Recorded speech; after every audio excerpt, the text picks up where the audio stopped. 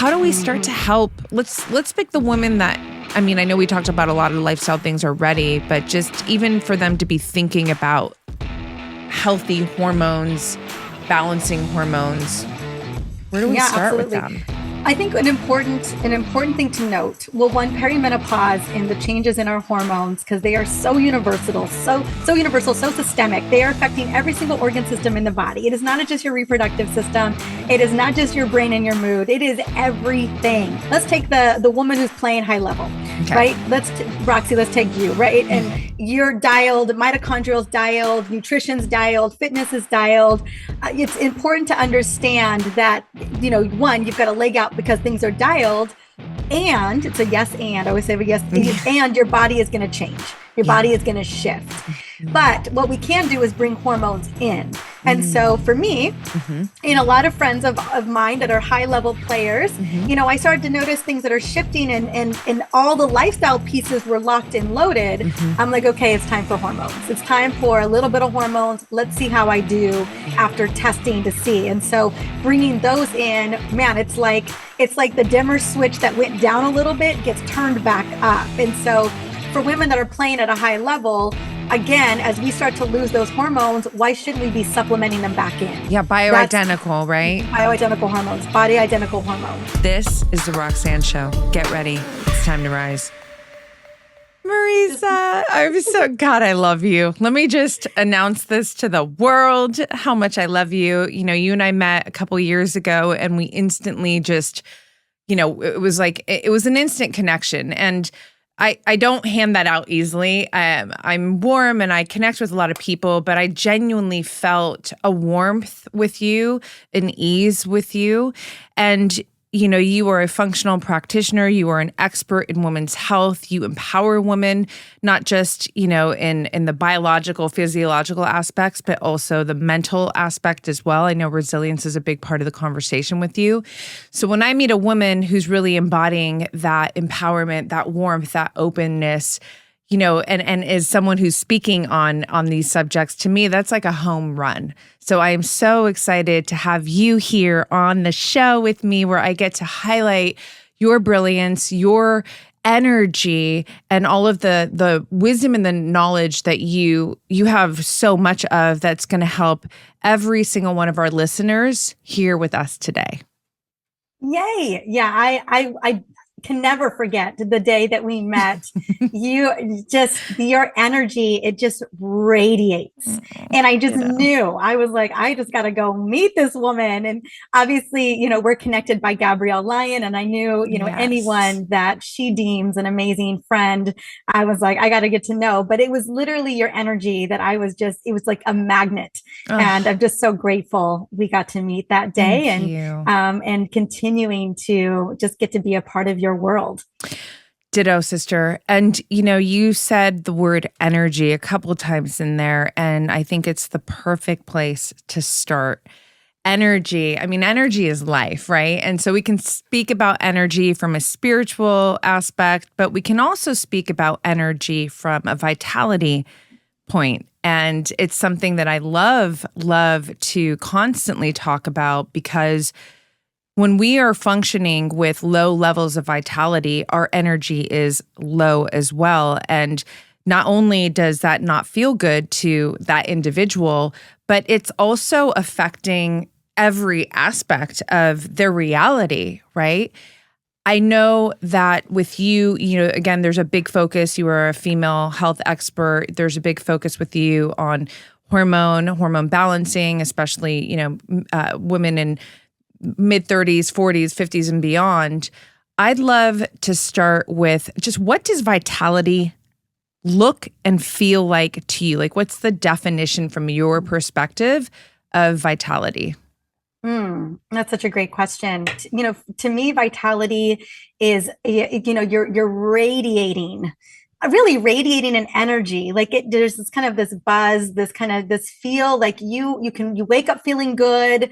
You show up feeling amazing, and then that kind of radiates out into the world. But I've always thought of energy as the ultimate currency. because that ultimately, when we've got the energy to show up in our relationships, to show up for our partners, our family, our children, like really energy is the epicenter of, all that we do and how we can show up. And when that's diminished, whether it's health or it's trauma or, whatever's playing into kind of the lower levels, it has a profound impact, as you mentioned, on every single part of your life. And so when I think about energy being the ultimate currency, I always think about our mitochondria, because ultimately that's what's driving the cellular energy in every single cell in our body. Yeah. And to me, without good cellular energy, without good, what I call efficient energy production, it affects our thoughts. It affects the way we show up. It affects how we do life in every aspect. And so I'm always interested in how do we optimize our metabolism? How do we optimize our mitochondrial health? And then how does that radiate into everything else that we're doing? And especially as, you and us being women, and I know that this isn't a show just for women, but I always say, I serve everybody by serving women. Yes.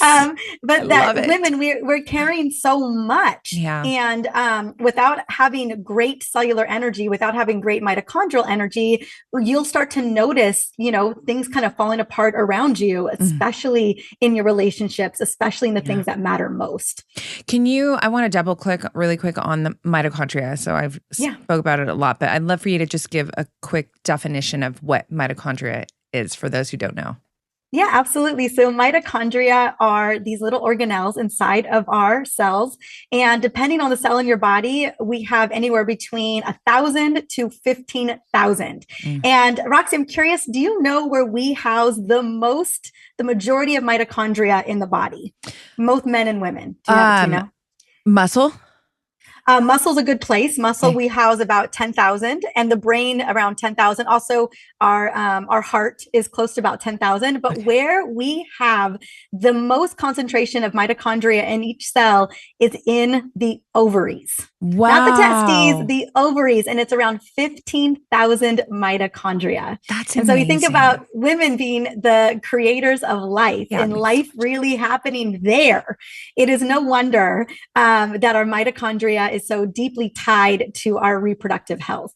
That is so fascinating. And to me, it makes so much sense, because how I see nature makes no errors. Like that makes perfect sense that, we would be designed to have the most, our power plants would be the most in the ovaries where we create life. That's incredible. Yeah, it's so incredible. So then what our mitochondria are doing, there are many, many, many jobs that our mitochondria have.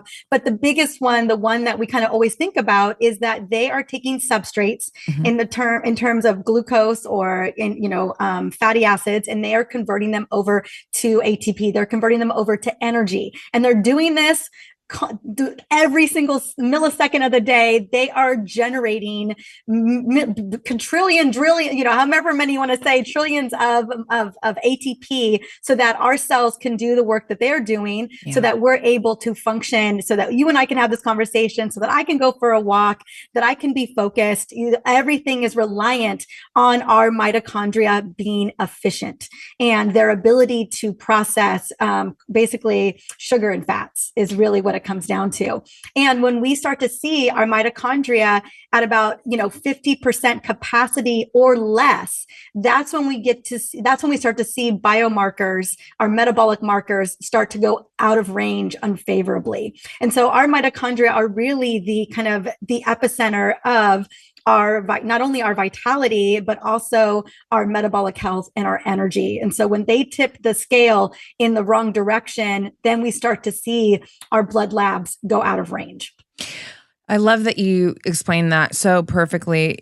As over the years, being the geek that I am and doing all my deep dive work into, all things biology, neuroscience, neurobiology, and just doing my own labs and, being really, focused on my own vitality.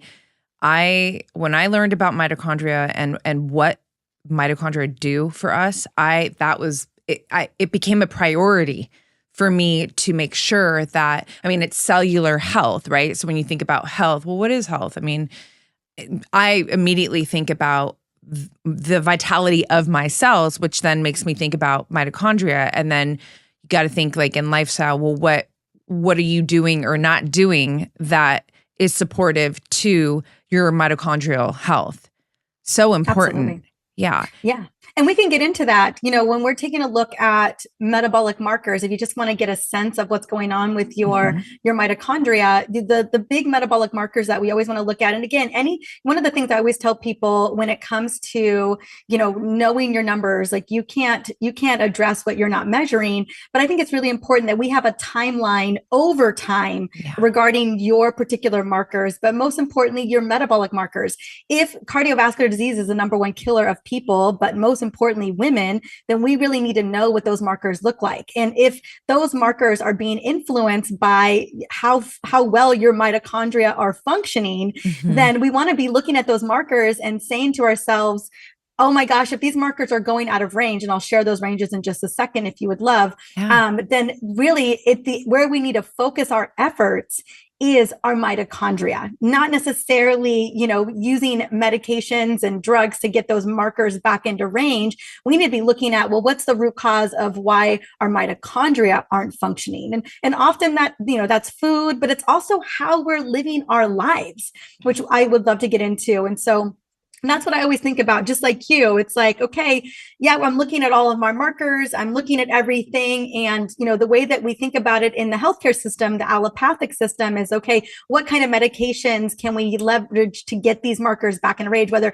it's statins or it's metformin or, blood pressure medications. And so, but I want you to be thinking about, well, if the epicenter of our vitality and our life force is in that cellular wall within that mitochondria, like how are we looking at that to actually improve our overall vitality and wellness? And so that's what I'm always educating on is like, okay, what can we do to actually every single day make a concerted effort to support our mitochondria so that in turn will get our biomarkers back into range. Where is the first and best place to start without overwhelming, because I know so many people, there's a lot out there, a lot of information, a lot of not great information, but even great information. There's just a lot of it, right? And it can be so overwhelming to so many people. So what's a simple but very essential place to start when we think about mitochondrial health and just vitality in general? Absolutely. So if I had one habit that I could impart to everybody and anybody, and it is so simple, it is, again, it's around optimizing blood sugar because that's optimizing your cellular energy. It's going to be walking after meals. If there was like one simple longevity hack that I know we have besties, you yourself, lifting heavy weights, like that's the ticket. But if you're just getting started and you wanted one simple thing, getting outside in nature, walking for 15 to 20 minutes after your biggest meals are going to not only, again, amplify your mitochondrial function, but it's going to help stabilize your blood sugar.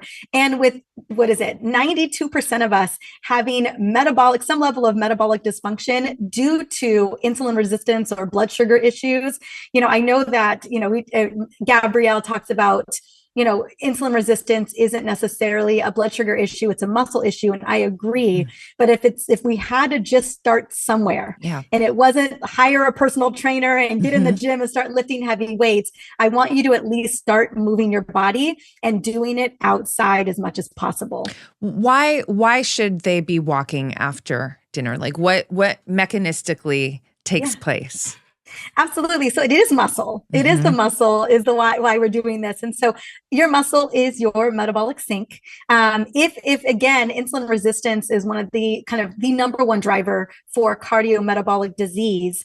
And if you're constantly elevating it, so hyperinsulinemia, because you're eating meals, because you're eating whatever food you're eating, if we can avoid you triggering that insulin response as much as possible, then that is a big win in terms of managing your blood sugar and managing your metabolic health. And so one of the best ways to do that outside of, again, lifting heavy weights and in building that lean muscle is getting outside, moving your body. And it doesn't have to be getting outside or walking is just doing something, some level of movement for, 10 minutes to a half hour. I ideally love 30 minutes, but some people can't make that happen. Yeah. But 10 minutes or more, some kind of movement where you are bringing glucose back into your muscle fibers versus letting it be in the bloodstream, having insulin being released as a response, and then that glucose being brought into either the liver, the adipose tissue, or your muscle. So we're trying to bypass insulin being released as much as possible and just let it soak into your muscle, that metabolic sink. Yeah, I walk all the time after dinner. And actually, I work at home a lot too. So I get to walk after other meals, right? Breakfast. One thing that I'll offer here too that I love is, specifically after dinner, I get up right away and I start cleaning.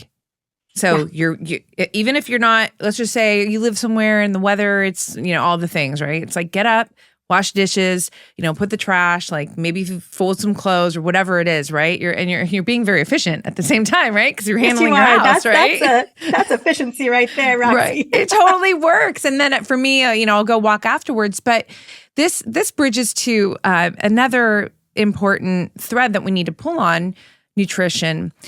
I know that so when I'm done eating, not only is it just a habit now that I'm just dialed into of like get up and, move, it's actually hard for me to sit after eating. But I also know, because I remember when my diet wasn't so dialed in, how easy it can be when your diet is just, let's just say like very, I say carb, but I don't want to put down carbs. I eat carbs, but let's just say high glycemic carbs, right? Yeah. Big plate of pasta. We're not demonizing food. I'm just making it clear. But foods like that tend to make an individual want to sit, maybe even lay down after they eat, which is moving us in the opposite direction of the other direction. Yeah. Now we've got a big insulin response and a big blood sugar spike. I mean, physiological, let's just call it what it is. Certain foods are going to do that. Yep. And later in the night that you get, your mitochondria and your body are in rest and, go to bed mode. Yeah. And so, we see a bigger spike, a blood sugar spike, and that means a bigger insulin spike as well. And so, yes, moving your body, especially when you're eating those kind of, whether it's an ultra processed food meal, so think fast food or to go, let's just call it, or it is a cellular carbs that are extremely digestible and they break down into simple sugars, and they spike your blood sugar. I mean, we're talking about physiological processes. We're not demonizing food here. We're just talking about what the body's got to do. Right. How quickly does it hit the digestive system? How quickly does it hit the bloodstream? And how quickly does that make you feel lethargic? And so moving your body becomes imperative, especially after the later it gets in the evening. So I'm not going to demonize food, but I am going to speak to foods that kick ass, foods that, elevate your vitality, foods that help you with your hormone balance, foods that help you to feel great and look great. I mean, a ton of fast food ain't going to make you look great. I'm sorry. I don't give a fuck what documentary you want to make, but let's talk about nutrition, moving into that direction. What can we, again, just trying to kind of keep some simplified ways for individuals to, there's a lot of high level, athletes who listen to the show and all that, but my goal with you, and especially because we're so inundated with information, is I just want to give some bite-size starting points, but also talk about a little bit of the why factor, right? Mechanistically, because I believe that that's where you actually, retention happens when you understand why you're doing that thing. It's not just, I'm told to do this, so I'm going to do this. What can we start doing in terms of nutrition, kick-ass nutrition, to help us feel better, age stronger, and probably look better too? Body composition. I'm a big fan of metabolically healthy meals. I want meals. I want food that's going to feed our mitochondria. So I always think to myself when I'm at the grocery store or when I am preparing food for my family, what's my future brain going to look like in 2 weeks? That's how I'm thinking. That. Yes, that's how I'm like, is this the type of food that's going to create the neurons and the mitochondria in my brain 2 weeks from now? What is going to be the result of this food? And so I'm always thinking about that. I'm also thinking about, again, strength and vitality. And, I think about my why around, when I'm 65 or 70 years old, I don't want to be frail. I want to be strong. I want to be resilient. And so I'm thinking about foods that are going to drive that. So protein is obviously a big player here. As we get older, and I'm not getting younger last time I checked, that, muscle protein synthesis is really important. I want to maintain strength. I want to be able to throw my suitcase, not put it, throw my suitcase into the overhead That's how I do it. At 5'2". I'm short. I wish somebody would try to help me with my suitcase. And I want that to be the case, in a decade or two from now as well. And so I'm thinking about a combination of things. So one, protein is a big piece. So my family, proteins at every single meal. I always want to take advantage of muscle protein synthesis, especially in the morning coming out of a fasted state. I'm also thinking about the gut. So a lot of fiber-rich foods, micronutrient and antioxidant-rich foods. So I just try to have a lot of plant diversity with my family as well. And then healthy fats, monounsaturated. So lots of avocado, lots of olive oil, pumpkin seeds, things like that. So I really like trying to mix it up. When I think about that level of vitality and feeding our cellular health, I want the protein to be strong and resilient. I want the fiber to, again, support my gut microbiome. And to help support blood sugar levels. And then I also want that healthy fat, but most importantly, I will say it's going to take more, it's going to take time, but you have to just decide what matters to you. Is we spend a lot of time making real food in our kitchen. A lot of time making real food in our kitchen. And so to me, that's a big part of keeping our family, keeping me healthy, keeping my family healthy, keeping us metabolically resilient, is that as much real food as possible. Yeah. And I think, by the way, you have the best reels on your Instagram because you're always like in the kitchen cooking big broccoli. I am in the kitchen. No, I know it's real. You're just like, but you're being efficient. Like make a reel while I'm doing this. Exactly. I got a video, I got a phone and a whole setup. It's so good. But to me, it's worth it. It's you spending that kind of time. I always think about where is my time best spent, and the time nourishing my family's cells, nourishing my cells. I know that I'm not going to regret that 10 years from now, 15 years from now. I'm raising a little boy who, every day he's growing. And when we have 25% of our teenagers, being diagnosed with prediabetes, his metabolic health is on the forefront of my mind every single day. And are we fueling him and his little mitochondria that are sprouting as quick as you can possibly imagine right now at his age? And so, I get that the time is it's a lot, but to me, it's one of the most valuable places I could be spending my time, especially when we're strategic about batching and everything like that. So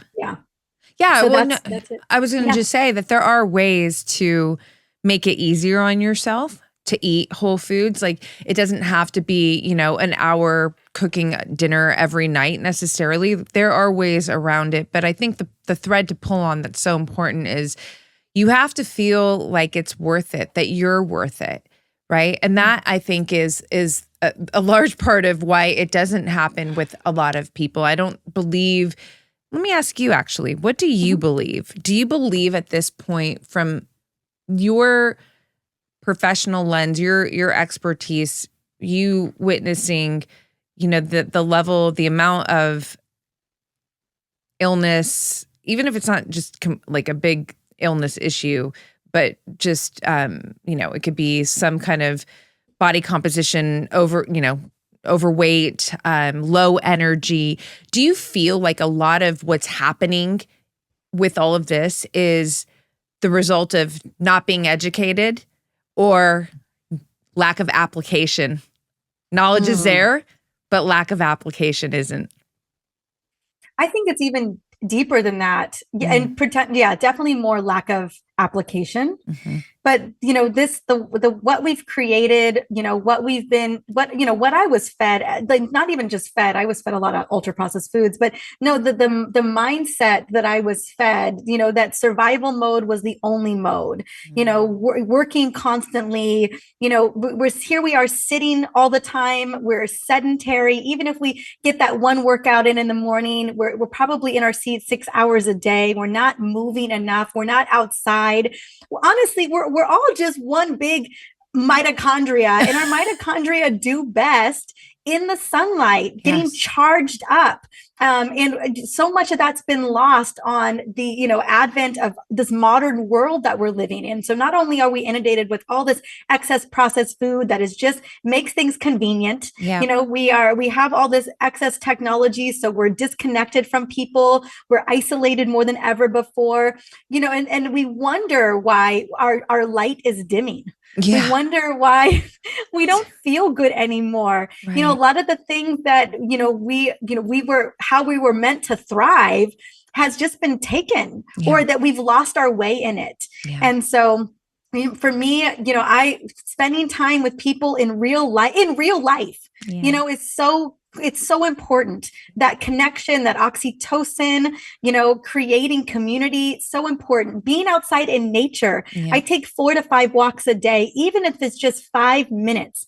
Getting outside in sunlight in the beginning of the morning to reset my circadian rhythms, eating foods that are fueling my cells and my mitochondria, so much on a big part of everything we do every single day. And then also, you know, being mindful and taking time and resting and honoring and nourishing my body. Like those are all pieces that to me were not amplified or even recommended when I was growing up, but that I had to kind of find my way because, you know, you get to a point where we're feeling like crap. It just isn't okay. Yeah. And I got there, you know, following this path, living this life that, you know, you look up one day and you think to yourself, like, how did I even get here? Yeah. Like, how is it that this is the life that I've curated that it doesn't feel good on me? Like I think our bodies are the biggest tellers of, you know, the life that we're living, how we show up and live our life. And for a long time, my body was very much the indicator that I wasn't living, you know, a life of vitality and energy, because I wasn't. And so, yes, food is a big piece of it, and, you know, lifting our weights and supplementing and optimizing your hormones and your microbiome. But like, you think about the elements that we have lost in the shuffle, the things that are really free. And I think that's what we really need to go back and reclaim. When you got to that point in your life where feeling like shit was just too much, I mean, what was it that, because there's a lot of people who are just walking around and have normalized feeling like shit. Oh, yeah. So that's an issue because you're just like, oh, being bloated, being tired, being, you know, skin issue, like, it's just kind of part of being human. No, it's actually not, right? What was it for you that sort of put you over the edge to start making the choices that would then shift your lifestyle and get you out of that mode and feeling better?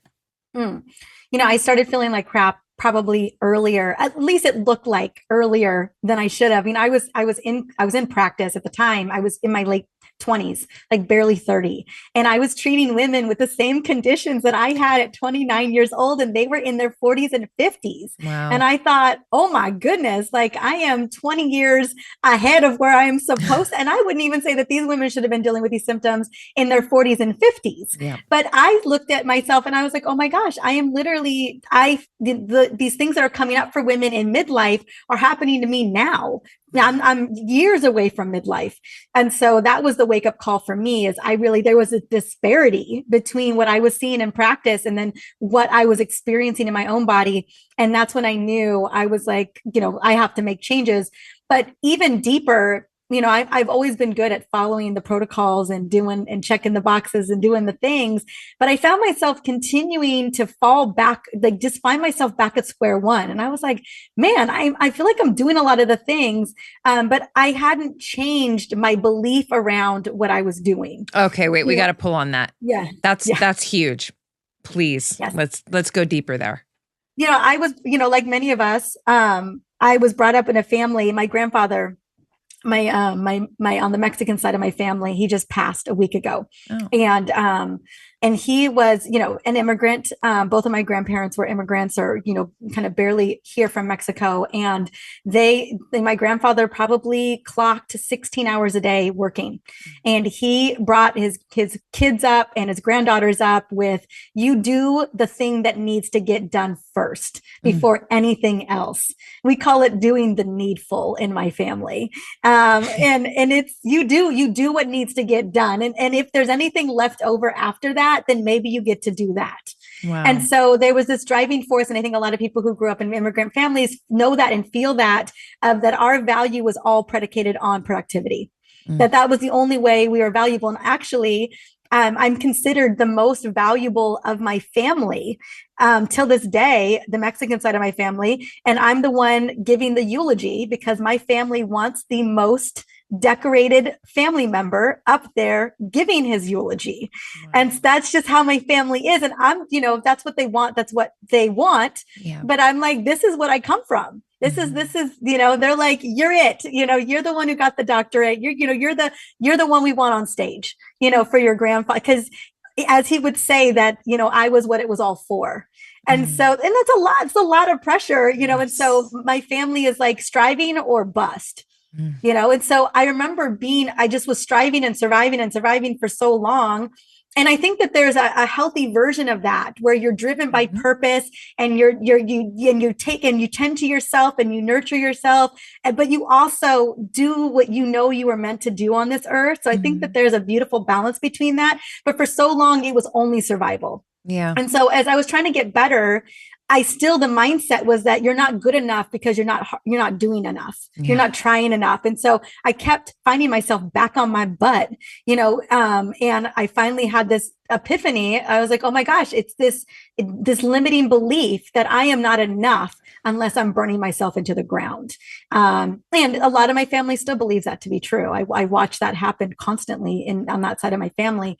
But I finally found that, I feel like I found that beautiful balance between tending to myself, loving my body, the wordiness around being healthy and having beautiful energy and getting to do the things that I love, and being on purpose and on mission. So I know you can have both, but you really got to ride the line and find what works best for you. Burnout, it ain't it. It sure as heck ain't sexy. And it is not sexy at all. Queen, this is your call to greatness. If you are ready, and I mean truly ready, to shift anything in your outer experience, your outer reality, your finances, your health, your relationship, anything career related, anything spiritual, any shift that you want to make that has to do with your reality has to first start with shifting who you are, your self-identity. My Future Self digital course is your supportive blueprint that helps you achieve this. The inner shapes the outer. So when you get crystal clear on your core beliefs, your core values, your core desires, your high, hard goals, when you learn how to rewrite parts of your past that maybe don't feel so great and instead leverage those experiences to be fuel for you to expand and to grow, this is how you start to change the game behind the game of life, which all starts and ends with you. I've designed this course from my heart, soul, and experience to be a femininely fierce experience for you to uncover and connect with your most authentic self. And as a Future Self student, you get 3 months free membership access to Queendom. This is where we really get to connect. Queendom is such a rad, sacred, empowered space where every month you get a live Q&A call with me so we can connect and troubleshoot any area of your life that you would like, or just get some encouragement from me as well as the other queens in the community. This is a really sacred space, and I will see you in Queendom.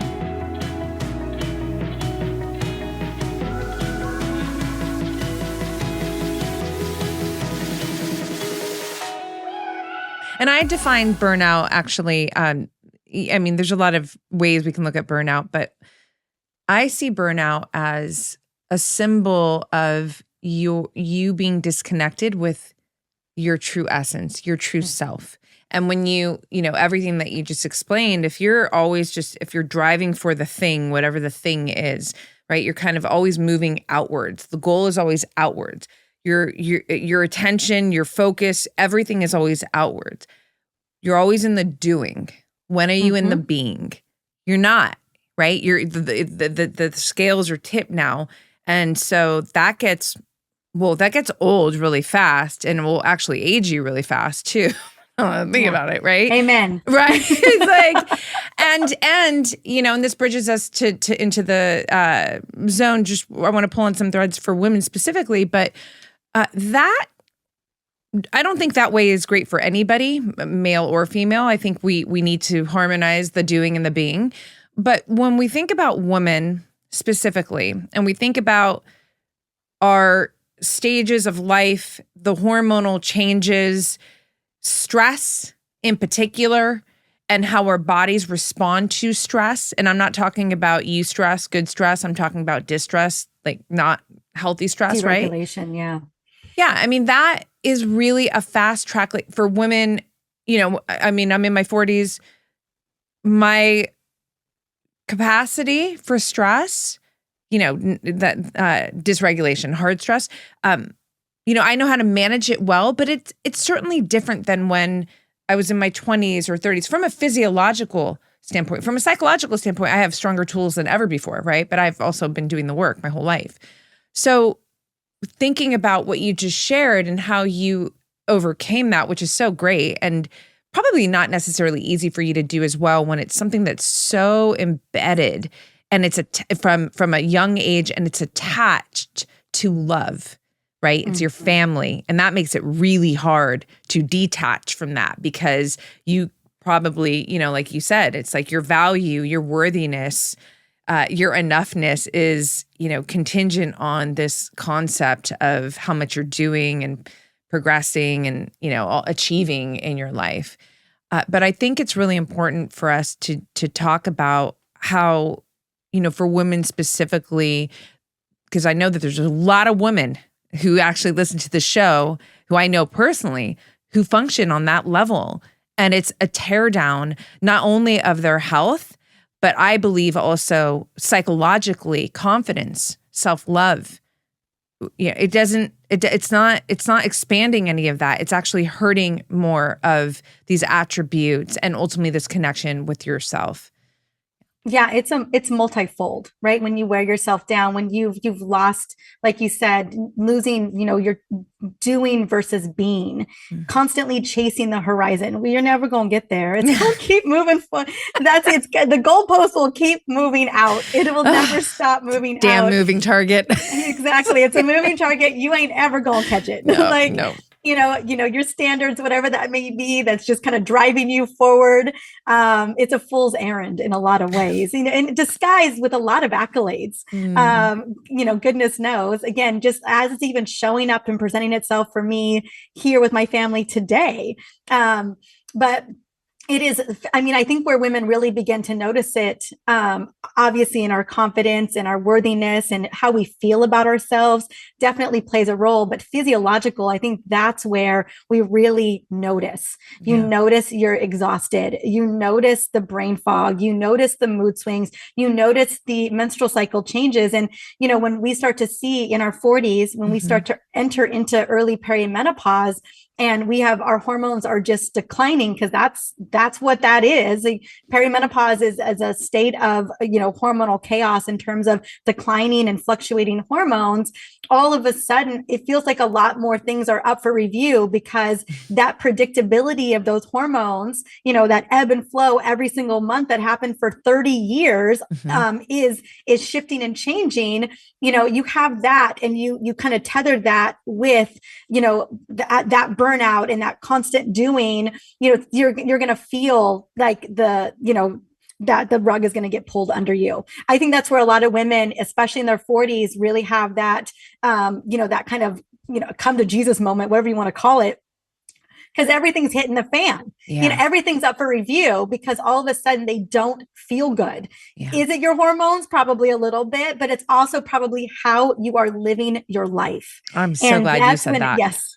That's when it comes up for review, because it all begins to unshuffle. Yeah. And then that's really hopefully we get that opportunity even sooner. And I think that women are seeing that opportunity even sooner.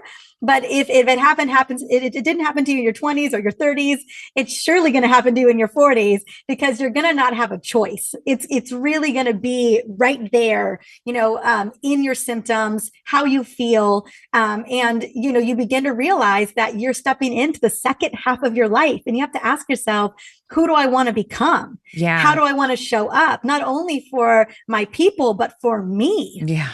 How do I want to feel moving into this next time, this next beautiful adventure, this next journey into my life? And so I think that often kind of in that, late 30s, early 40s, kind of that's the time where if women haven't had a reckoning yet, it's going to be now, because so much is up for review and your body is going to really start talking to you. What, perimenopause, a lot of issues, like some that you just listed off, energy levels, brain fog, it's harder to keep healthy muscle or certainly put it on, potentially weight gain, just more inflammation, stress, right? What, all of it. Well, what's hard is, so you have, let's just say you have the woman who her lifestyle is on point, meaning like she's doing the things, she's mitochondria healthy, like she's, recovered, but she's still going to meet some of the detriments that come with the hormonal adventure called perimenopause, right? Yeah. Then you have the woman who isn't doing the things lifestyle related that is going to support her vitality. And what's interesting is like some of the symptoms, the biofeedback can kind of be similar. How do we help them discern? I mean, it's, I don't even know if I asked that right, but it's a question I think about, or a concept rather, that I think about often, because I connect with so many women coaching and mentoring. And, there are some women who I see where it's like, man, okay, they're doing the things in lifestyle that's on point, but I know from what they're sharing with me that they're certainly, and where they are in their age, that they're having hormonal issues. But then there's these other set of women who are really just not helping themselves out by the choices that they're making. Late night, screen, not enough movement, certainly diet. How do we start to help? Let's pick the woman that, I know we talked about a lot of lifestyle things already, but just even for them to be thinking about healthy hormones, balancing hormones. Where do we start with them? I think an important thing to note, one, perimenopause and the changes in our hormones, because they are so universal, so systemic. They are affecting every single organ system in the body. It is not just your reproductive system. It is not just your brain and your mood. It is everything. Everything is being impacted by your hormones. And so let's take the woman who's playing high level, right? Roxy, let's take you, right? And you're dialed, mitochondrial's dialed, nutrition's dialed, fitness is dialed. It's important to understand that, one, you've got a leg out because things are dialed, and it's a yes, and I always say yes, and your body is going to change. Your body is going to shift. And so the beauty, of someone like yourself is that as your body is pivoting, you have, touch into that deep intuition, touch into what's going on, and you're going to need to pivot. Whether we love it or not, body composition changes are going to happen because of the decline in estradiol. Whether we love it or not, we're going to see a slight uptick in insulin resistance potentially. Whether we love it or not, lipids may move slightly towards an unfavorable direction only because our hormones are dictating, when they start to drop, those things start to shift. Maybe mood changes begin to happen. We know that the brain literally remodels. There's 3 times where our brain remodels for women. And that is 1, puberty, 2, pregnancy and postpartum. It's kind of a combo deal. You talk to any woman who's ever been pregnant, and they're just like, what happened to my brain? I'm like, girl, it remodeled. It's not the same brain anymore. And then the 3rd time, which probably feels like the most profound, because a lot of other things are shifting at the same time, is going to be perimenopause. Your brain will remodel again. And so there will be shifts there as well. So if you know that going in and you're paying attention, like all of a sudden things aren't firing the way that they used to, but again, you're still dialed, that's when the conversation of let's take a look at hormones, because in perimenopause, there's no real way to balance hormones in peri, unless we're talking about insulin or we're talking about cortisol, like obviously thyroid. There's other hormones that aren't reproductive hormones that we can absolutely optimize and balance. But when it comes to perimenopause, it is a default state of hormone chaos. That is what perimenopause is. But what we can do is bring hormones in. And so for me, and a lot of friends of mine that are high level players, I started to notice things that are shifting and all the lifestyle pieces were locked and loaded. I'm like, okay, it's time for hormones. It's time for a little bit of hormones. Let's see how I do after testing to see. And so bringing those in, man, it's like the dimmer switch that went down a little bit gets turned back up. And so for women that are playing at a high level, again, as we start to lose those hormones, why shouldn't we be supplementing them back in? Yeah, bioidentical, right? Bioidentical hormones, body identical hormones. Yep. Yeah. And so usually for women in starting in midlife, it's going to be progesterone first, prometrium, which is the oral micronized progesterone. In the second half of your cycle, the luteal phase, because that's where we make it. Yeah. Again, most of us are still cycling pretty consistently. Maybe we have a couple missed cycles, like anovulatory cycles, but for the most part, like I'm still running like a fine-tuned machine. And my progesterone levels are not as robust as they used to be in my early 30s or my 20s. And so having that extra progesterone in the second half of my cycle ensures that I don't decapitate everybody in my home, and that I, sleep well and all the things, So then as we continue to watch and pay attention and symptoms are again, despite me dialing everything, gut health, mitochondrial health, doing all the things, trauma informed therapy, all of it. Yeah. And I start to notice some other shifts that feel like due to a decline of estradiol, then the transdermal estradiol comes into play. And so there's that. Remember, hormones are optimizers, and they work well when your body is also your gut, your liver, your mitochondria, and your metabolism are well optimized as well. So if you're trying to take hormones to address a metabolic issue or a gut issue, that's not gonna get it done. So then you've got the woman who no one told her any of this. She's barely surviving for whatever reason it is. She's caring for kids. She's a caregiver to her family. She's unfortunately surviving on Diet Coke and ultra processed foods. And because that is a reality probably for your audience, but for millions upon millions of women right now who are entering 25 to 30 million women entering perimenopause right now, where all of a sudden things are about to hit the fan. If they hadn't they're kind of low grade hitting the fan already, right? Due to, again, low levels of metabolic health and all of those types of things. And then, we're talking about a higher level workup. But starting with walking after meals, starting with balancing your blood sugar, starting with integrating as many whole foods as possible, moving your body, creating the habits that are going to reduce stress, making sure that you are going to sleep at the exact same time every night and you are not in your screen. Some of the big, what I consider to be the most non-negotiable pillars, we've got to get those on lock. And, hormones will support some areas of their health too, 100%. And so just looking at more aspects of optimizing their cellular health than just kind of, supplementing those hormones just to have you feeling extra vitalized, extra, energized. What are some of your favorite ways to support your stress levels? Oh, yes. One, my besties. I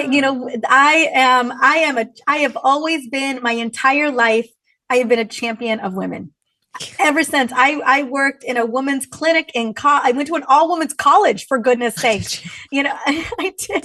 And I mean, I've always been around. It's always been, when I've learned that women have women have enemies that are other women. It's always been like, I'm like, what? How's that? Yeah, I don't understand something's that. wrong with you. I'll fix that. Yeah. So I have always been a champion of women, having women in my life, having women to connect with and support and get supported. Like, to me, there is nothing better than that in the world. So that's one thing. I am sending voice memos, connecting with women. I mean, I'm always my besties. Walking. I love walking. You know where I live. You know that I'm super close to a beach. Yes. A beach that you've surfed. I'll be there soon. Yes. Yes. So I go and walk to the beach multiple times a day.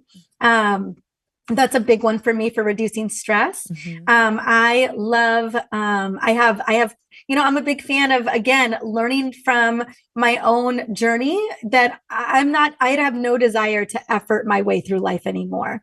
So I surrender a lot of it up. I'm open to surrendering.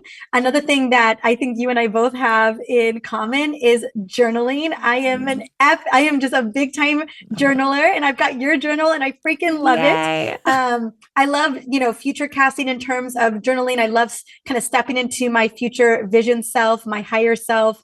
I love listening to books, and I love cuddles. I love cuddles with my son.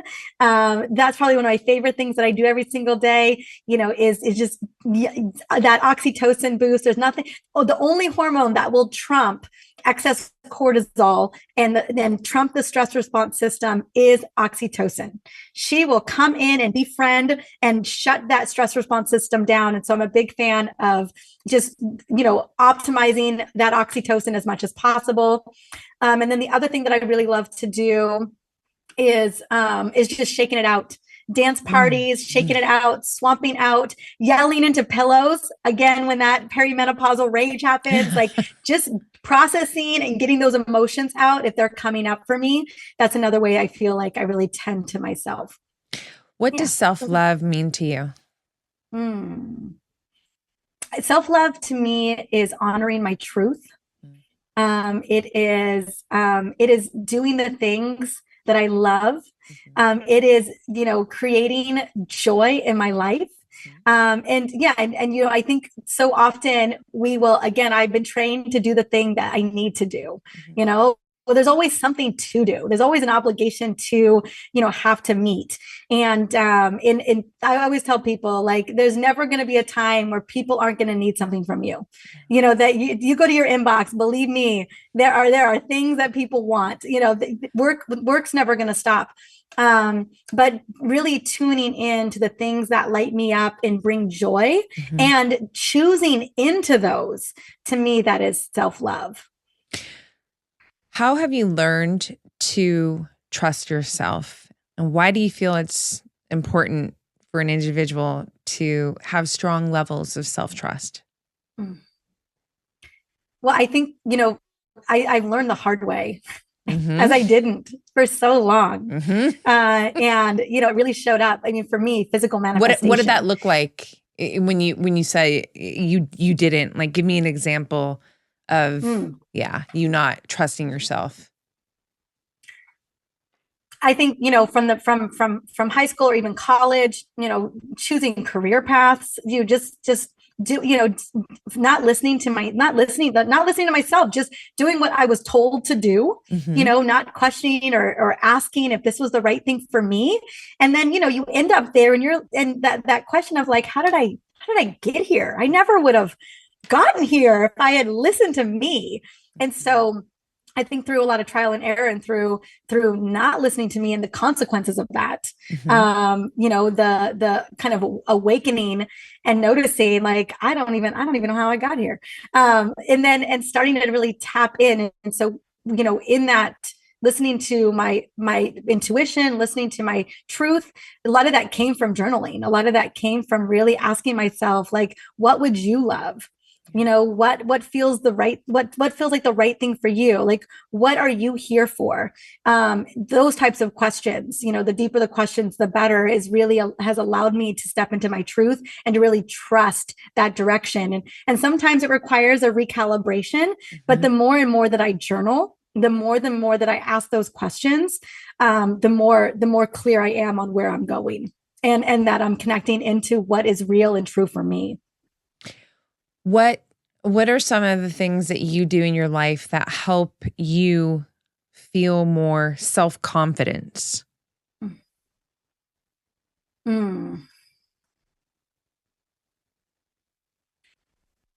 I think one of the ways that I step into my own self-confidence is through, I think, really doing the things that I love, through play, through connection, through, epic conversations with my favorite people, like just really kind of doing that deep investigation. But again, living from a truth of play and joy, and in that energy, in that embodiment energy, then tapping into, what I love and what my dreams and my purpose are.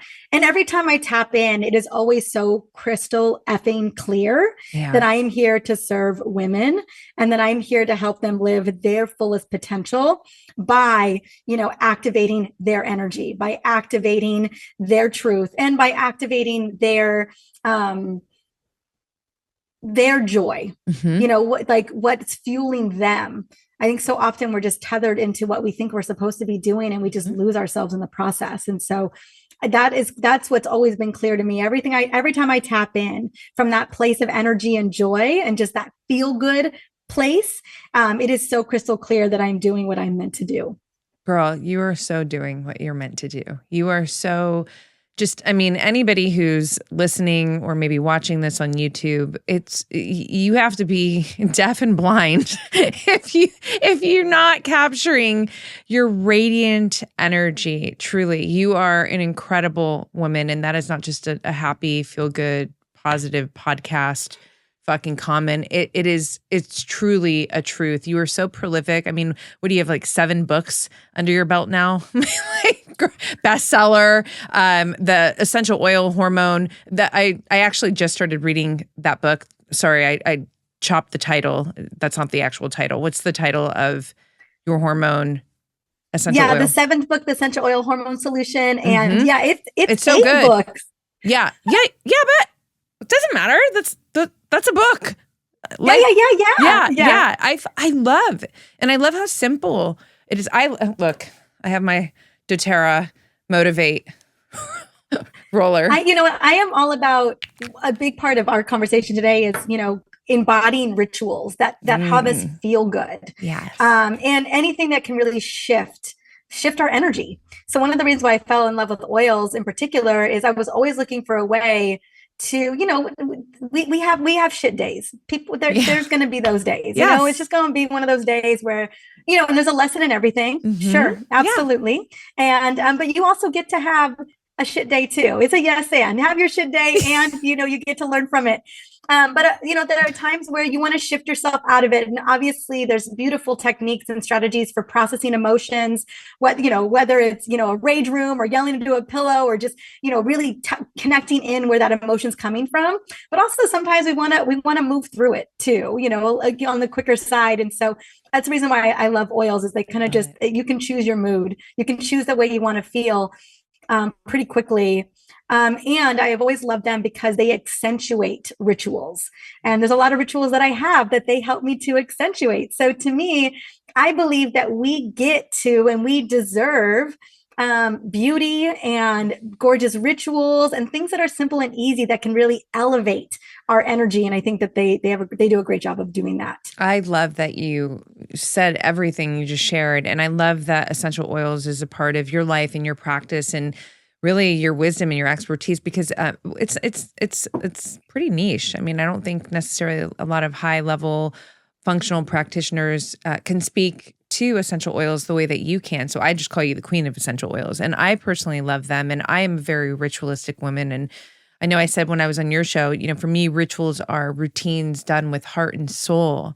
Mm-hmm. And, just everything that comes off of you is heart and soul. It's just all that I feel. And I love you. I honestly, we talked about a lot of things in this episode, and yet I didn't even I didn't even scratch the surface of your knowledge and just so much of what you have and that you share. I mean, gratefully, you have an incredible podcast. Shout out your podcast for our listeners. And It's called Energized, because that's what it's all about, right? That Yes, currency, Energized with Dr.Mariza. It's because it's what my women want. We want more of that. And, you were just on the show and it was so freaking amazing. And, I hope you guys go and listen to it. Roxy, you're just an incredible, you are energy, right? You embody that. And that's why I just fell so in love. But yeah, I love speaking into, like, how do we embody more of that? Yeah. How do we get to have more of that?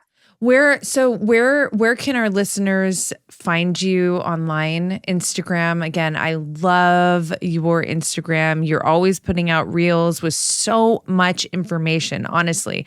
People who really want to take steps to become more energized, to learn how to navigate the adventure of their hormones, to be more resilient in their bodies and forge a stronger self-connection. I mean, they need to be paying attention to you because you literally put out so much incredible, valuable content that helps with all of that.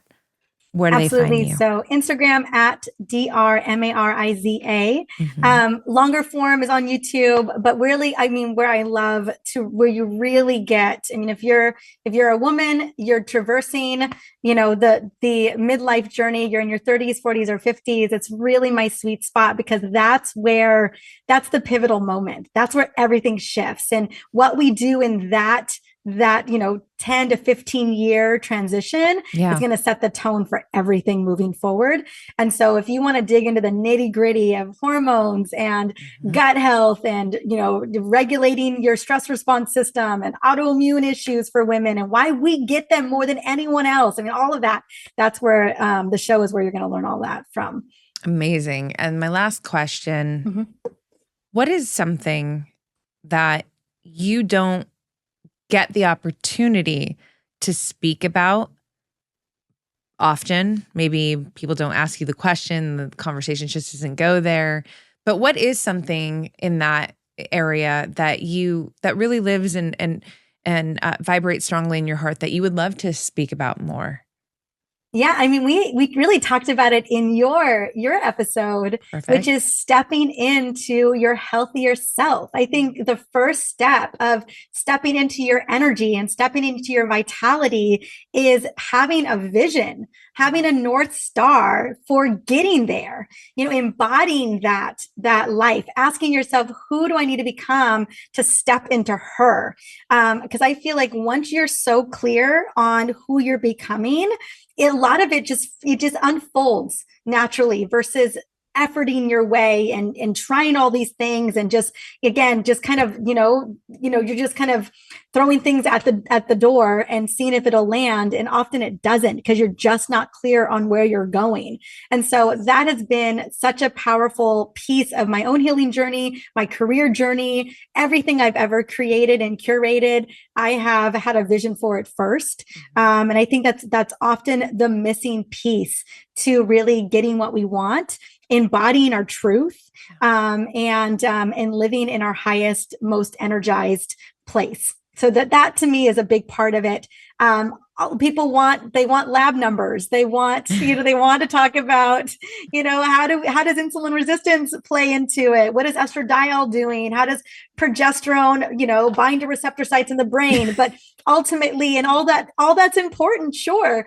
But like the clarity in which, knowing where you're going, who you want to become, like to me, that's probably one of the, if that's not the most important step, it is the first foundational step to getting where you want to go. To all my longtime listeners, now you know why she's my girl. I love you. Thank you so, so much. We're going to do this again and I can't wait. Me too. Bye.